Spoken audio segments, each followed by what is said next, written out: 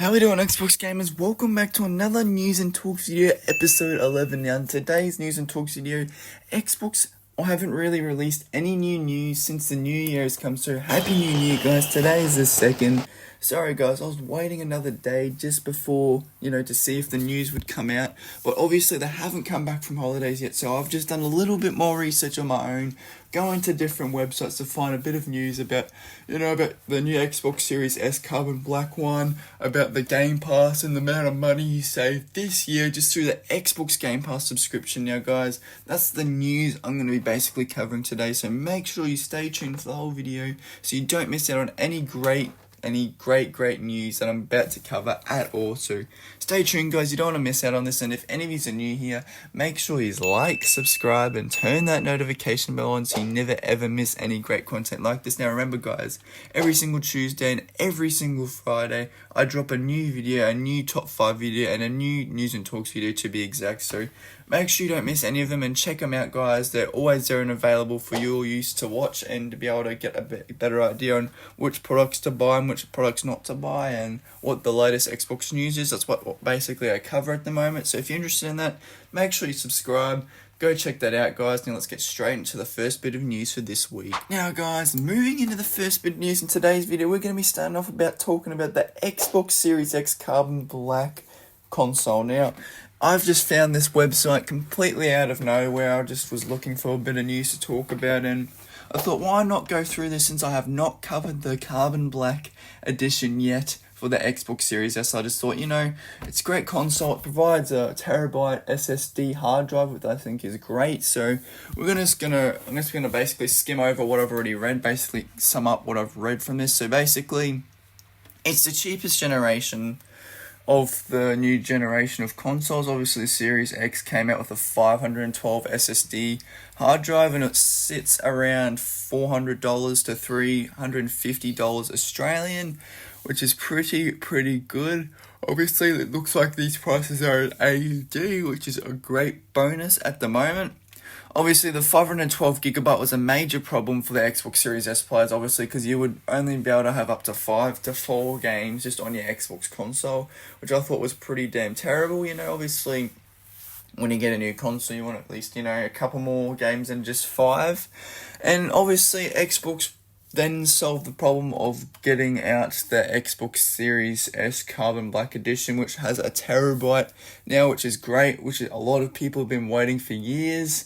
A lot of people have been waiting around and had to spend a lot more money just getting the expansion card, which did solve the problem, but obviously it was $350, which is quite hefty, which wasn't the best solution. So obviously for a bit more money, you're paying just to get a terabyte, which is great now. And obviously, if you were to get the expansion card, you'd be getting heaps more space. You'd have up to 2 terabytes instead of just 1.5 terabytes, which is great. Obviously, it has no, there's no disk drive still, which is, obviously part of the Series S Sega, which is no problem with that at all. It can obviously do the same as the original Xbox Series S can do, except it's just got that extra storage pretty much. So Xbox, have kept the same specs going up to 120 FPS to 180p, which is not too bad at all.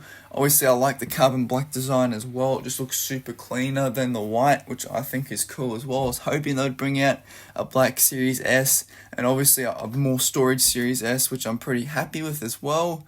Obviously, it's going to do the job like a normal Series S would. It's just got the 1 terabyte. It's still going to run 4K. It's going to run to its best of ability. It's going to provide you that great experience. It's basically another powerhouse to the family of the Xbox Series S generation. It's the same weight, same everything, it's just a different hard drive. You wouldn't notice the difference at all except for the hard drive, which I think is pretty cool. That's pretty much everything to cover about the Series S Carbon Black Edition. Basically, it's the same. All you're really getting is just more storages, which I wanted to see for the Series S, which I'm glad about. That pretty much just sums up everything in the whole article. I just covered that, I just read over it, and what they said and just covered it up. to make it a lot shorter so I wasn't blubbering on and like messing up on my words. So yeah, that's this Xbox Series S Color and Black Edition now, guys. Now we're going to be moving on to the new Game Pass releases coming this year for 2024. Now guys, moving into the new games coming to the Game Pass in 2024. This is another article I found across the Xbox news. Like when I typed it up, this popped up. So I'm like, hey, you know what? Why not go through this? So if we scroll on down, it's just like a little summary of what's going to be covered in the article. So obviously Dredge, Marvel's Midnight Suns, Armored Core and Viewfinder are all games that are coming to the Game Pass, which I think is pretty cool. If we scroll on down, as you can see, Dredge, Marvel's Midnight Suns, Armored Core 6 and Viewfinder, they're all coming to the Game Pass Ultimate this year, which I think is pretty cool. Obviously it's looking like it's coming out in January, which is pretty cool for this one.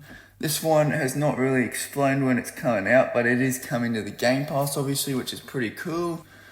Obviously, let's see if Armored Core's coming out. It's coming to January 2024, so this month, guys. This one's coming for January 2024, and I didn't see the January 2024 up the top. So they're all coming this January, so sometime this January, all these games will be hitting the Game Pass. I have not played any of these games before, but if you're into Armored Core, then you're obviously probably going to like it. It's coming to the Game Pass, which is good. Marvel games have usually been pretty good. I can't speak for the obviously the movie series and the shows at the moment. Anyway, moving on from that, obviously if you're interested in Marvel, check it out. It'll be on the Game Pass this month. Viewfinder, never heard of it before as well, and Dredge, never heard of that game as well. So these games have already obviously been out already, but I just haven't seen them or come across them at all myself yet. But that's what's coming to the Game Pass this 2024 January season. So if you're interested, guys, go check out the Game Pass. I will leave all the news links down in the description below if you're interested in checking these out for yourself. So make sure you go check them out for yourself if you're interested. Now I'm going to be moving on to the amount of money Xbox players around the world would have saved by having the Game Pass this year. Now guys, moving in the last bit of news for today, I thought this would be a cool thing to cover. Xbox Game Pass reveals how much money subscribers saved in 2023, and it's a lot. This article I thought would be a cool article to cover just because the amount of money you could be saving just by having the Xbox Game Pass Ultimate, by getting the online multiplayer ability as well as access to over hundreds of games already, which means you don't have to own them just to play them, which is good as well if you're interested in doing that. So if we scroll on down, usually it goes through like a little bit of like information, like it covers basically all these first party games. Obviously if you wanted to get all those first party games, it could roughly cost up to $400, which is pretty damn expensive. But obviously since the Game Pass is $18.95, or obviously if you're going for a larger subscription like $57.95 for a 3-month subscription, you're only going to be paying that like 4 times a year, and then it's for the other $18.95. You're only going to be paying that for 12 times $18.95. You're going to be paying that 12 times a year, which is obviously a lot, but you're going to be saving more money by just getting this as well. You're going to be saving at least a quarter up to a third of your, or 2/3 of your money, basically, and up to 3/4 of your money. Sorry guys, my math is bad.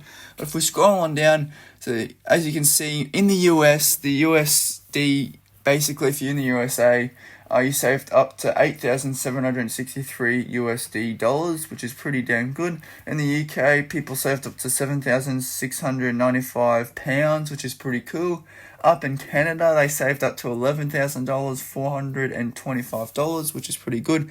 If you're Australian like me in AUD, people saved up to $13,392 Australian, which is pretty damn good. That is a lot of money people have saved in Australia. If you're in Europe, you saved up to $8,879, which is pretty damn good as well. And then obviously in Brazilian dollars, you saved up to $36,898, which is pretty damn insane, guys. This is the amount of money around the world people save by just getting the Game Pass, which I think is pretty damn fantastic as well. Obviously, you don't own the games, which is the downside of the Game Pass, but what you're getting from it is online access to over hundreds of games that you don't have to pay for, or you do have to pay for through the subscription. So basically, kind of just renting it like the article describes right here, which is pretty much true. But obviously, you're going to be saving heaps of money over time by being able to play your favorite game, but like not all of them are going to be available to play through the Game Pass, which means you'll have to buy them, which could contribute to that like list right here of the prices, but it could not also be contributing as well. It's like the factor, like if your game's not on the Game Pass and you have to buy it, well, you're going to be spending, you know, a bit more money that month or that year. So yeah, it's the only thing to consider. Probably I'd consider in that list of like, you know, savings below. But obviously guys, that pretty much wraps up today's news and talks video. Obviously, I know today was a short one, but obviously make sure you stay tuned, guys. I'm still waiting on the Xbox Wire website to provide the newest news for this 2024 year. Obviously it seems like they're still on holidays, so I'm just going to give them another week, and hopefully they're back next week with the new, fresh news, as well as new, obviously, like, I guess, console news, as well as Xbox insider news from console news to everything about news, everything about games, everything about Xbox I'm keen to share on this channel. So guys, if you haven't already, make sure you like, subscribe, and turn that notification bell on so you never ever miss any great content like this. Now remember guys, every single Tuesday and Friday, a new video drops, that being a top 5 video and a news and talks video. So make sure you do the following guys so you don't miss out on any great content like this at all. And I'll catch you all in the next video.